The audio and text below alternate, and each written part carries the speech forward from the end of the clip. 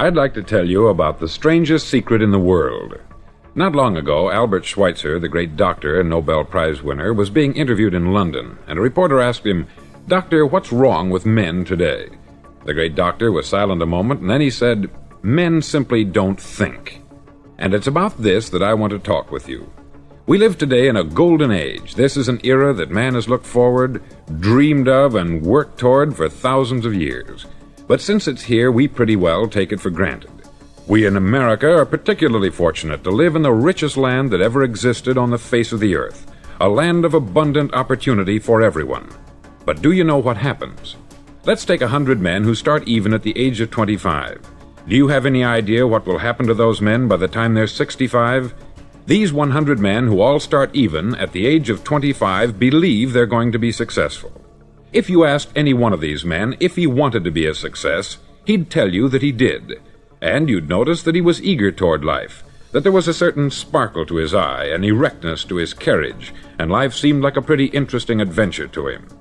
But by the time they're 65, 1 will be rich, 4 will be financially independent, 5 will still be working, 54 will be broke. Now think a moment. Out of the 100, only 5 make the grade. Why do so many fail? What has happened to the sparkle that was there when they were 25? What's become of the dreams, the hopes, the plans? And why is there such a large disparity between what these men intended to do and what they actually accomplished? When we say about 5% achieve success, we have to define success. And here's the definition. Success is the progressive realization of a worthy ideal. If a man is working toward a predetermined goal and knows where he's going, that man is a success. If he's not doing that, he's a failure. Success is the progressive realization of a worthy ideal. Rollo May, the distinguished psychiatrist, wrote a wonderful book called Man's Search for Himself. And in this book he says, "The opposite of courage in our society is not cowardice, it is conformity." And there you have the trouble today. It's conformity. People acting like everyone else, without knowing why, without knowing where they're going. Now think of it. In America right now, there are over 14 million people 65 years of age and over, and about 13 million of these 14 million are broke. They're dependent on someone else for life's necessities. Now, we learn to read by the time we're 7. We learn to make a living by the time we're 25. Usually, by that time, we're not only making a living, we're supporting a family. And yet, by the time we're 65, we haven't learned how to become financially independent in the richest land that has ever been known. Why? We conform. And the trouble is that we're acting like the wrong percentage group, the 95% who don't succeed. Now, why do these people conform? Well, they don't know, really. These people believe that their lives are shaped by circumstances, by things that happen to them, by exterior forces. They're outer-directed people.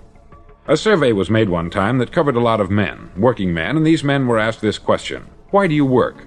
Why do you get up in the morning? 19 out of 20 had no idea. If you ask them, they'll say, everyone goes to work in the morning. And that's the reason they do it, because everyone else is doing it. Now let's get back to our definition of success. Who succeeds? The only man who succeeds is the man who is progressively realizing a worthy ideal.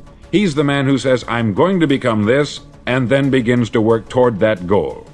I'll tell you who the successful people are. A success is the school teacher who's teaching school because that's what she wanted to do.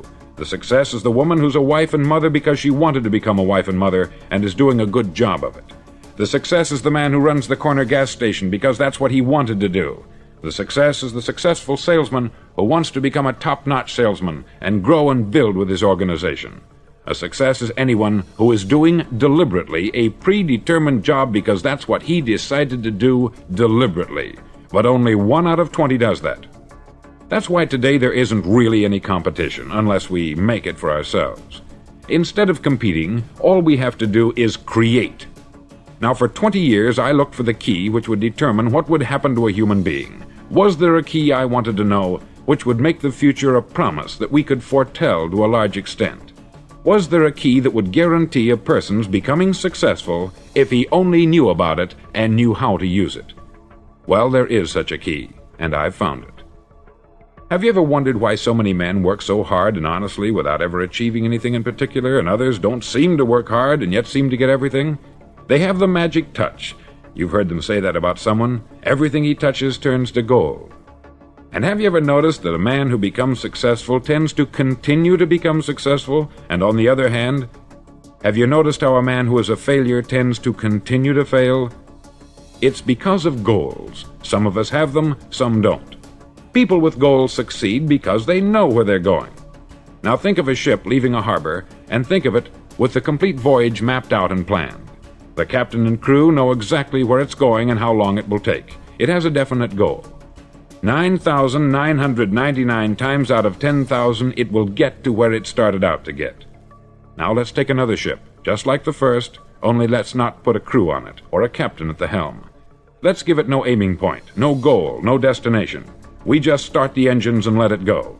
I think you'll agree with me that if it gets out of the harbor at all, it will either sink or wind up on some deserted beach a derelict. It can't go any place because it has no destination and no guidance.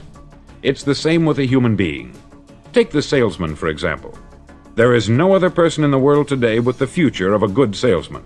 Selling is the world's highest paid profession, if we're good at it and if we know where we're going. Every company needs top-notch salesmen, and they reward those men. The sky is the limit for them. But how many can you find? Someone once said, "The human race is fixed, not to prevent the strong from winning, but to prevent the weak from losing." The American economy today can be likened to a convoy in time of war.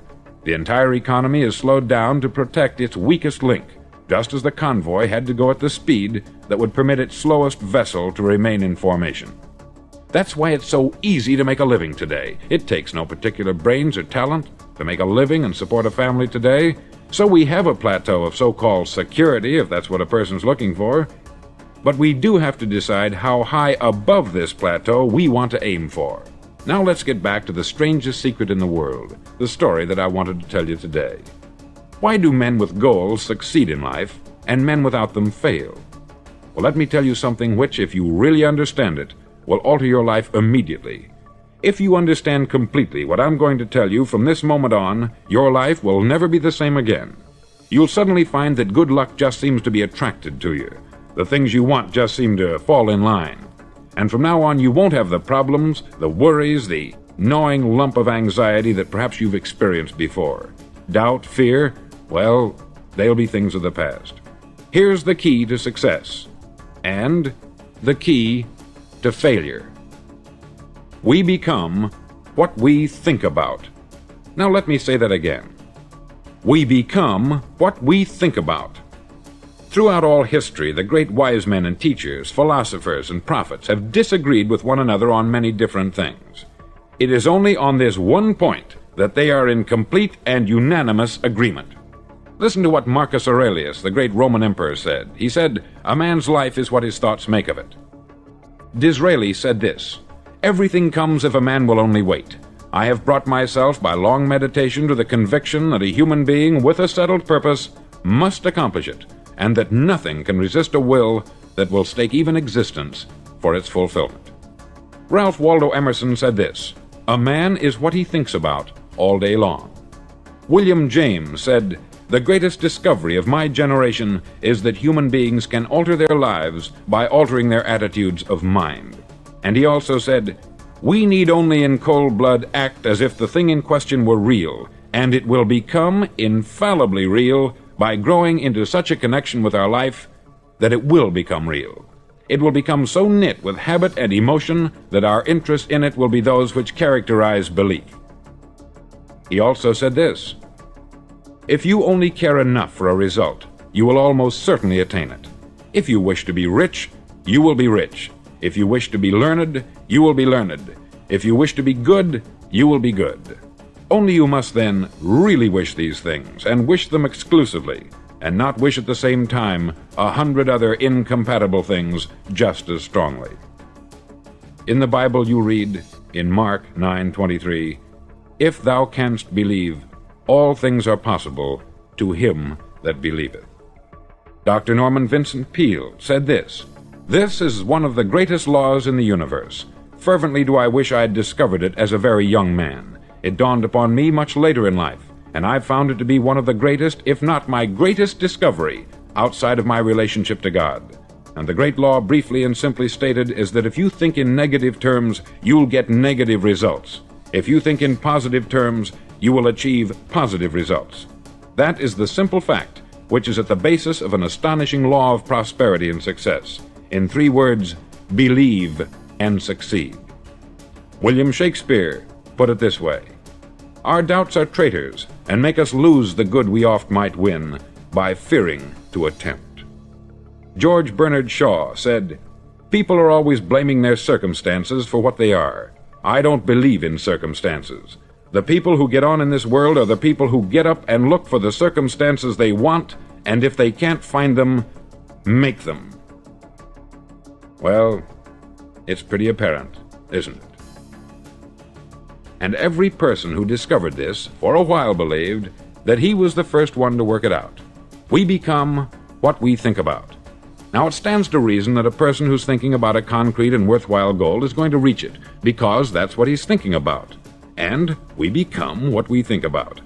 Conversely, the man who has no goal, who doesn't know where he's going, and whose thoughts must therefore be thoughts of confusion and anxiety and fear and worry, becomes what he thinks about. His life becomes one of frustration, fear, anxiety, and worry. And if he thinks about nothing, he becomes nothing. Now, how does it work? Why do we become what we think about? Well, I'll tell you how it works as far as we know. Now, to do this, I want to tell you about a situation that parallels the human mind. Suppose a farmer has some land, and it's good, fertile land. Now, the land gives the farmer a choice. He may plant in that land whatever he chooses. The land doesn't care. It's up to the farmer to make the decision. Now, remember, we're comparing the human mind with the land, because the mind, like the land, doesn't care what you plant in it. It will return what you plant, but it doesn't care what you plant. Now, let's say that the farmer has 2 seeds in his hand. One is a seed of corn, the other is nightshade, a deadly poison. He digs 2 little holes in the earth and he plants both seeds, one corn, the other nightshade. He covers up the holes, waters, and takes care of the land, and what will happen? Invariably, the land will return what is planted. As it's written in the Bible, "As ye sow, so shall ye reap." Remember, the land doesn't care. It will return poison in just as wonderful abundance as it will corn. So up come the 2 plants, one corn, one poison. Now, the human mind is far more fertile, far more incredible and mysterious than the land, but it works the same way. It doesn't care what we plant. Success, failure. A concrete worthwhile goal, or confusion, misunderstanding, fear, anxiety, and so on. But what we plant, it will return to us. You see, the human mind is the last great unexplored continent on the earth. It contains riches beyond our wildest dreams. It will return anything we want to plant. Now, you might say, well, if that's true, why don't people use their minds more? Well, I think they've figured out an answer to that too. Our mind comes as standard equipment at birth. It's free, and things that are given to us for nothing we place little value on. Things that we pay money for, we value. The paradox is that exactly the reverse is true. Everything that's really worthwhile in life came to us free. Our mind, our soul, our body, our hopes, our dreams, our ambitions, our intelligence, our love of family and children and friends. All these priceless possessions are free, but the things that cost us money are actually very cheap and can be replaced at any time. A good man can be completely wiped out and make another fortune. He can do that several times. Even if our home burns down, we can rebuild it, but the things we got for nothing, we can never replace. The human mind isn't used merely because we take it for granted. Familiarity breeds contempt. It can do any kind of job we assign to it, but generally speaking, we use it for little jobs instead of big important ones.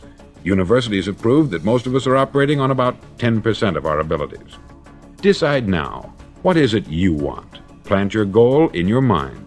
It's the most important decision you'll ever make in your entire life. Do you want to be an outstanding salesman, a better worker at your particular job? Do you want to go places in your company, in your community? All you've got to do is plant that seed in your mind. Care for it. Work steadily toward your goal, and it will become a reality. It not only will, there's no way that it cannot. You see, that is a law, like the laws of Sir Isaac Newton, the laws of gravity. If you get on top of a building and jump off, you'll always go down. You'll never go up. And it's the same with all the other laws of nature. They always work, they're inflexible. Think about your goal in a relaxed, positive way. Picture yourself in your mind's eye as having already achieved this goal. See yourself doing the things you will be doing when you've reached your goal. Ours has been called the phenobarbital age, the age of ulcers and nervous breakdowns. At a time when medical research has raised us to a new plateau of good health and longevity, far too many of us worry ourselves into an early grave trying to cope with things in our own little personal ways, without learning a few great laws that will take care of everything for us. These things we bring on ourselves through our habitual way of thinking. Every one of us is the sum total of his own thoughts. He is where he is because that is exactly where he really wants to be, whether he'll admit that or not. Each of us must live off the fruit of his thoughts in the future, because what you think today and tomorrow, next month and next year, will mold your life and determine your future. You're guided by your mind. I remember one time I was driving through Arizona and I saw one of those giant earth-moving machines roaring along the road at about 35 miles an hour with what looked like 20 tons of dirt in it, a tremendous, incredible machine, and there was a little man perched way up on top with the wheel in his hands guiding it. And as I drove along, I was struck by the similarity of that machine to the human mind. Just suppose you're sitting at the controls of such a vast source of energy. Are you going to sit back and fold your arms and let it run itself into a ditch? Or are you going to keep both hands firmly on the wheel and control and direct this power to a specific, worthwhile purpose? It's up to you. You're in the driver's seat. You see, the very law that gives us success is a two-edged sword. We must control our thinking. The same rule that can lead a man to a life of success, wealth, happiness, and all the things he's ever dreamed of for himself and his family, that very same law can lead him into the gutter. It's all in how he uses it, for good or for bad. This is the strangest secret in the world. Now, why do I say it's strange, and why do I call it a secret? Actually, it isn't a secret at all. It was first promulgated by some of the earliest wise men, and it appears again and again throughout the Bible. But very few people have learned it, understand it. That's why it's strange, and why, for some equally strange reason, it virtually remains a secret. I believe that you could go out and walk down the main street of your town and ask one man after another what the secret of success is, and you probably wouldn't run into one man in a month who could tell you. Now, this information is enormously valuable to us, if we really understand it and apply it. It's valuable to us not only for our own lives, but the lives of those around us, our family, employees, associates, and friends. Life should be an exciting adventure. It should never be a bore. A man should live fully, be alive. He should be glad to get out of bed in the morning. He should be doing a job he likes to do because he does it well. One time I heard Grove Patterson make a speech, the editor-in-chief of the Toledo Daily Blade, and as he concluded his speech, he said something that I've never forgotten. He said something like this: "My years in the newspaper business have convinced me of several things, among them that people are basically good, and that we came from someplace, and we're going someplace. So we should make our time here an exciting adventure. The architect of the universe didn't build a stairway leading nowhere. And the greatest teacher of all, the carpenter from the plains of Galilee, gave us the secret time and time again. As ye believe, so shall it be done unto you." I've explained the strangest secret in the world and how it works. Now I want to explain how you can prove to yourself the enormous returns possible in your own life by putting this secret to a practical test. I want you to make a test that will last 30 days. Now, it isn't going to be easy. If you'll give it a good try, it will completely change your life for the better.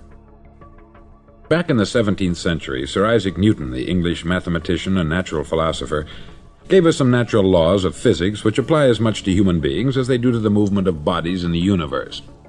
Now, one of these laws is that for every action, there is an equal and opposite reaction. Simply stated, as it applies to you and me, it means we can achieve nothing without paying the price. The results of your 30-day experiment will be in direct proportion to the effort you put forth. To be a doctor, you must pay the price of long years of difficult study. to be successful in selling, and remember that each of us succeeds to the extent of his ability to sell. Selling our families on our ideas, selling education in schools, selling our children on the advantages of living the good and honest life, selling our associates and employees on the importance of being exceptional people, to, of course, the profession of selling itself. But to be successful in selling our way to the good life, we must be willing to pay the price. Now, what is that price? Well, it's many things. First, it's understanding emotionally, as well as intellectually, that we literally become what we think about, that we must control our thoughts if we're to control our lives. It's understanding fully that, as ye sow, so shall ye reap. Secondly, it's cutting away all the fetters from the mind and permitting it to soar as it was divinely designed to do. It's the realization that your limitations are self-imposed, and that the opportunities for you today are enormous beyond belief. It's rising above narrow-minded pettiness and prejudice.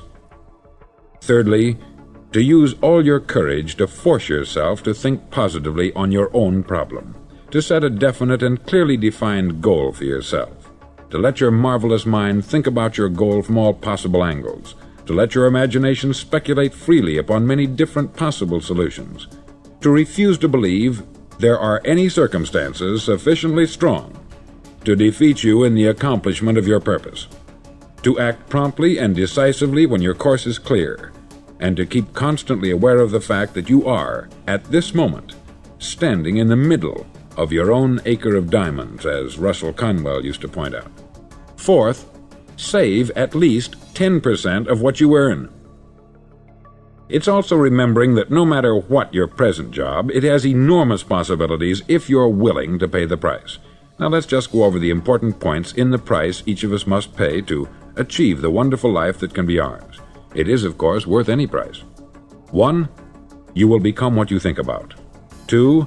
Remember the word imagination. Let your mind soar. 3. Courage. Concentrate on your goal every day. 4. Save 10% of what you earn. And action. Ideas are worthless unless we act on them. Now I'll try to outline the 30-day test I want you to make. Now keep in mind that you have nothing to lose by making this test, and everything you could possibly want to gain.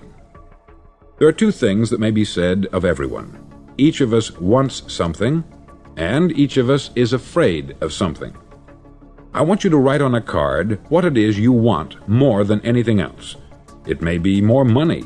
Perhaps you'd like to double your income or make a specific amount of money. It may be a beautiful home. It may be success at your job. It may be a particular position in life. It could be a more harmonious family. Each of us wants something. Write down on your card specifically what it is that you want. Make sure it's a single goal and clearly defined. You needn't show it to anyone, but carry it with you so that you can look at it several times a day. Think about it in a cheerful, relaxed, positive way each morning when you get up, and immediately you have something to work for, something to get out of bed for, something to live for. Look at it every chance you get during the day and just before going to bed at night. As you look at it, remember that you must become what you think about, and since you're thinking about your goal, you realize that soon it will be yours. In fact, it's yours really the moment you write it down and begin to think about it. Look at the abundance all around you as you go about your daily business. You have as much right to this abundance as any other living creature. It's yours for the asking. Now we come to the difficult part. Difficult because it means the formation of what is probably a brand new habit, and new habits are not easily formed. Once formed, however, it'll follow you for the rest of your life. Stop thinking about what it is you fear.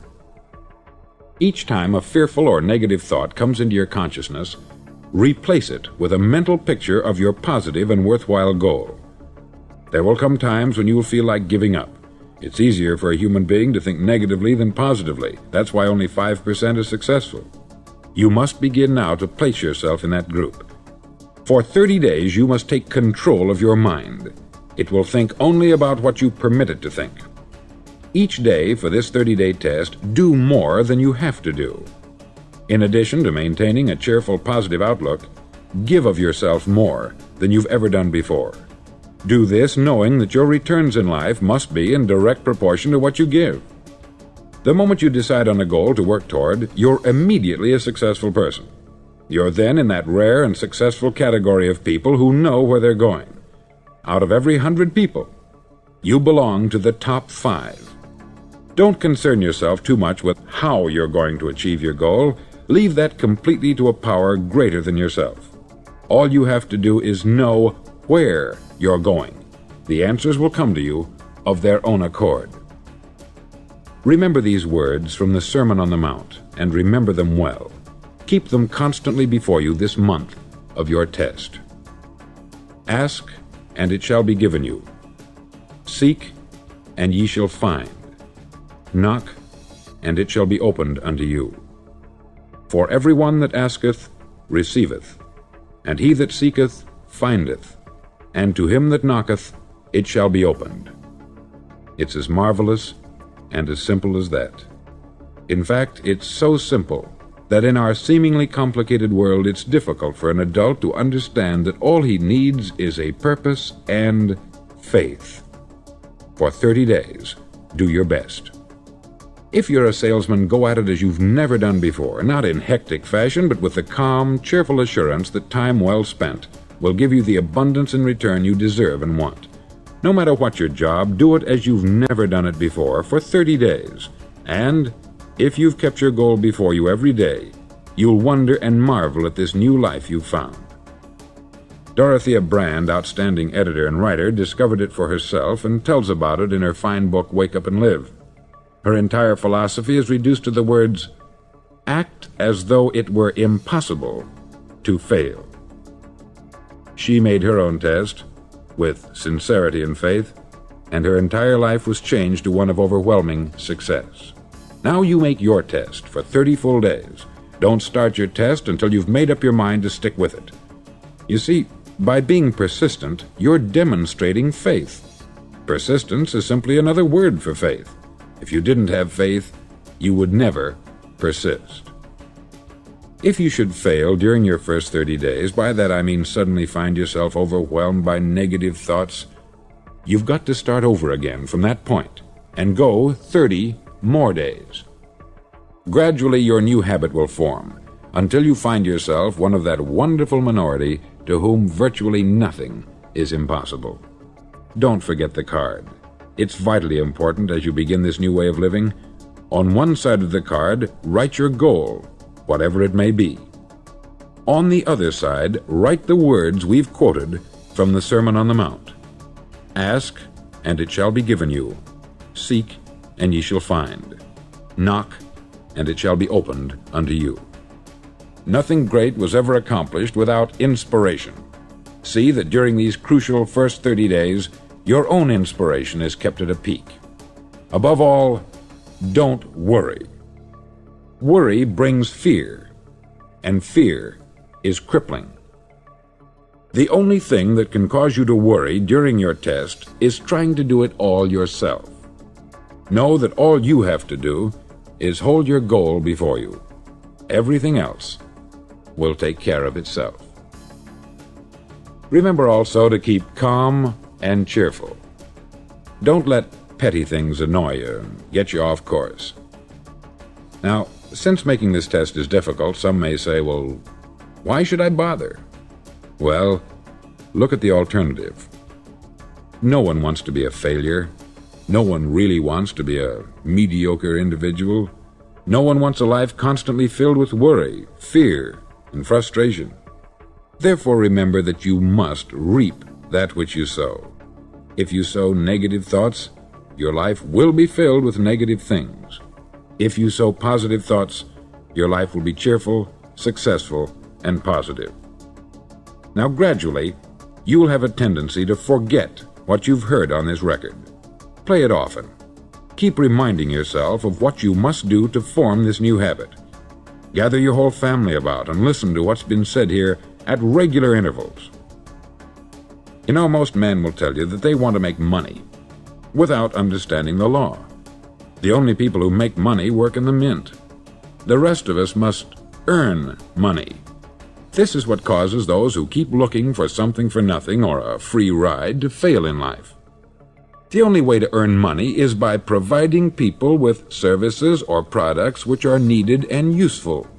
We exchange our product or service for the other man's money.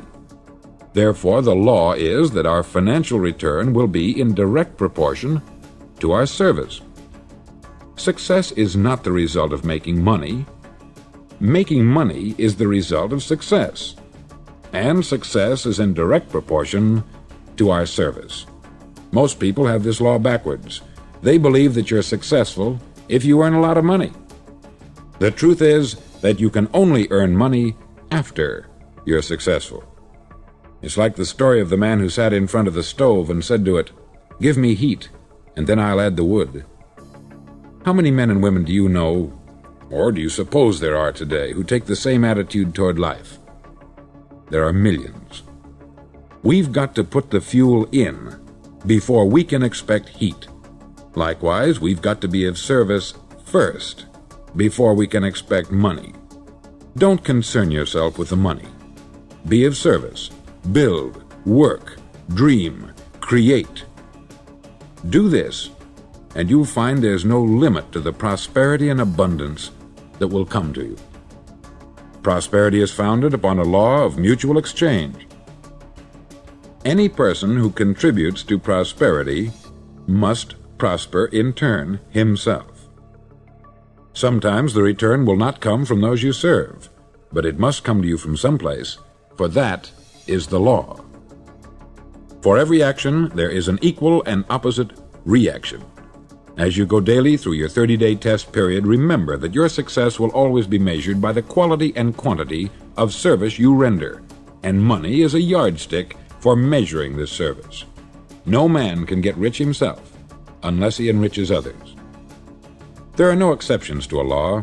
You can drive down any street in America and from your car estimate the service that's being rendered by the people living on that street. Had you ever thought of this yardstick before? It's interesting. Some, like ministers and priests and other devoted people, measure their returns in the realm of the spiritual, but again, their returns are equal to their service. Once this law is fully understood, any thinking person can tell his own fortune. If he wants more, he must be of more service to those from whom he receives his return. If he wants less, he has only to reduce this service. This is the price you must pay for what you want. If you believe you can enrich yourself by deluding others, you can only end by deluding yourself. It may take some time, but just as surely as you breathe, you'll get back what you put out. Don't ever make the mistake of thinking you can avert this. It's impossible. The prisons and the streets where the lonely walk are filled with people who tried to make new laws just for themselves. We may avoid the laws of man, but there are greater laws that cannot be broken. An outstanding medical doctor recently pointed out 6 steps that will help you realize success. 1. Set yourself a definite goal. 2. Quit running yourself down. 3. Stop thinking of all the reasons why you cannot be successful, and instead think of all the reasons why you can. 4. Trace your attitudes back through your childhood and try to discover where you first got the idea you couldn't be a success, if that's the way you've been thinking. 5. Change the image you have of yourself by writing out a description of the person you would like to be. And 6. Act the part of the successful person you have decided to become.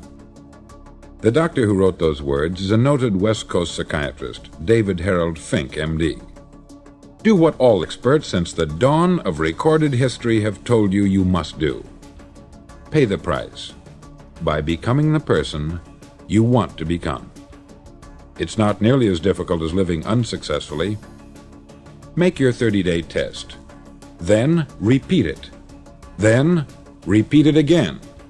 Each time it will become more a part of you until you'll wonder how you could ever have lived any other way.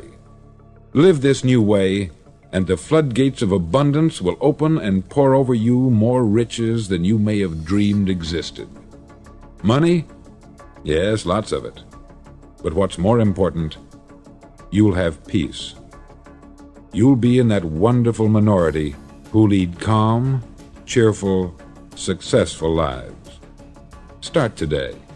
You have nothing to lose, but you have a life to win.